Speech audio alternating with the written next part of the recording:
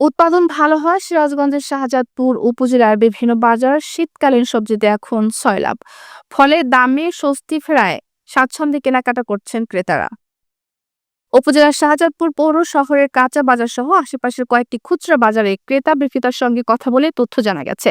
কাঁচা বাজারের সবজি কিনতে আসা ক্রেতারা বলেন, বাজারে প্রচুর শীতকালীন সবজি এসেছে, এখন দাম অনেকটাই কম। মৌসুম অনুযায়ী দামটা নিয়ন্ত্রণে আছে। দাম নিয়ন্ত্রণে থাকলে সবার মনে স্বস্তি মেলে, সবাই মন খুলে সবজি ক্রয় করতে পারে। সবজির দাম কম হয়, আমরা সবাই খুশি।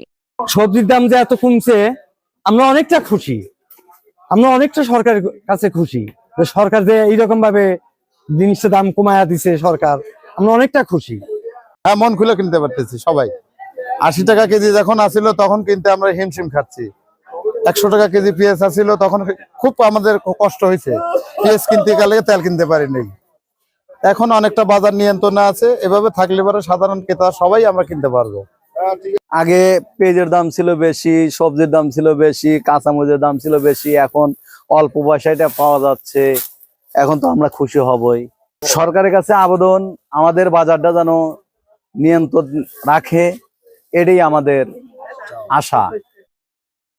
সবজির দাম কমে যাওয়া সম্পর্কে বিক্রেতারা বলেন, এবছর শীতকালীন সবজির ফলন ভালো হয়েছে, সবখানেই এখন সবজি পাওয়া যায়, এজন্য দাম কম থাকলে আমরা সবজি বিক্রি করে স্বাচ্ছন্দ্য বোধ করি।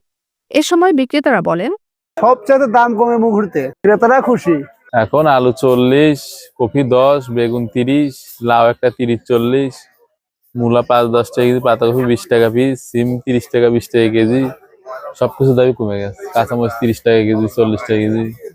সবাই সন্তুষ্ট, দোকানদাররা সন্তুষ্ট, ক্রেতাও সন্তুষ্ট।